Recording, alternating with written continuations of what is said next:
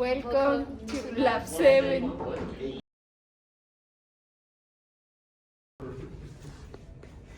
Magnetic fields exert forces on moving charges. As seen with a current carrying wire is placed in a magnetic field. This is described by F equals I L times B times sine of an angle, where the force depends on current, wire length, magnetic field strength, and angle. In this lab, we will vary the current in a wire and measure the resulting force to calculate the magnetic field strength of a magnet. We will then design a second setup to predict and compare results, testing the accuracy of our calculated value.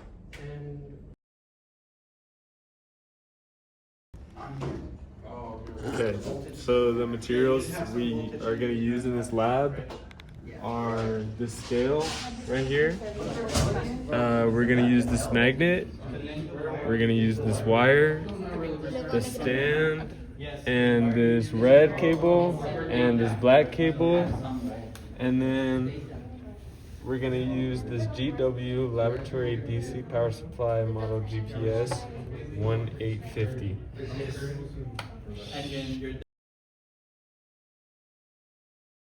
Welcome to our Lab 7. So for Lab 7, this is what we're going to do for the procedure. So the first thing that we did is weigh out our magnets without any current going through. And then after, so for the first thing we did was weigh without any current, meaning, so it's off. So with that, we're going to do maybe around here. Let's just say it's, oh, it actually is there. So ballpark this, it's 157 grams. So then the next thing we're gonna do is we're gonna power on our supplier, and then we're going to be changing its value, amps, its amps value to fit our current that we need to do. And then with the changing amps, we're gonna measure the mass of it again and then do our calculations with that. So here we have it 5. So we see that it already moved. So we can conclude that we have to move.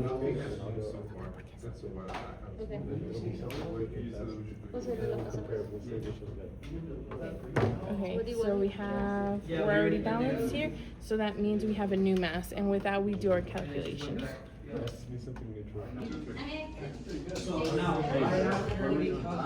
The next step is we're going to change our current theme. So the one that we're choosing is SF38. The one that we had before was SF42. And then we're going to do our current in 2. So we're just going to lower this again.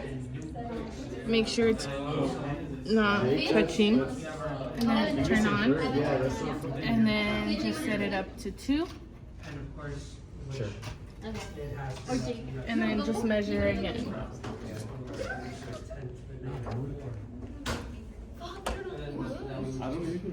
No, you do. That's what you're saying.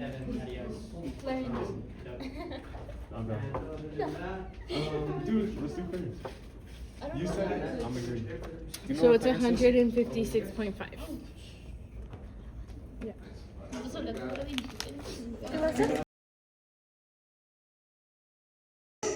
Hi, for the data analysis part of this lab, we have this.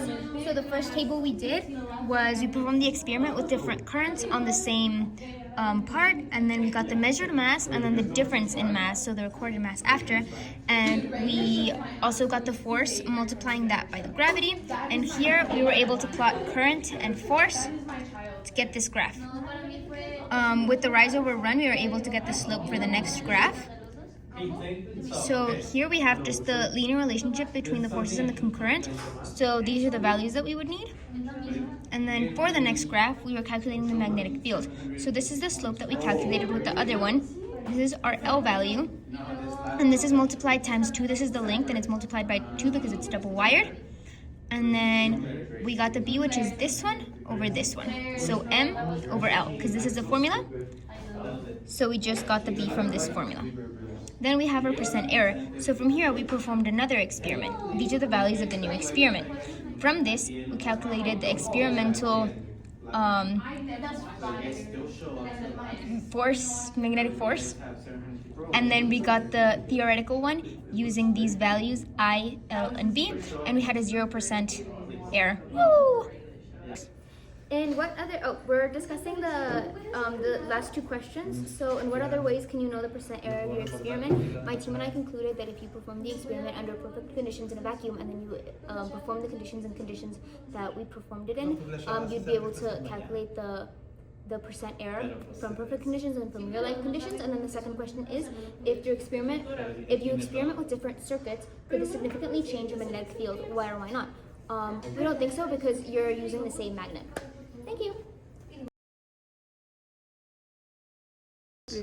This experiment showed that the magnetic photon occurring in a wiring was directly proportional to the current when the angle was 90 degrees, confirming the equation previously given, which is force I LV, and the graph of the force versus the current was linear, allowing us to calculate the magnetic field strength from the slope.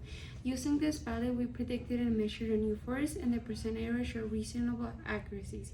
Small differences were likely to measurement errors instead of alignment, and changing circuits will not significantly affect the magnetic field since it depends on the magnet, not the wire.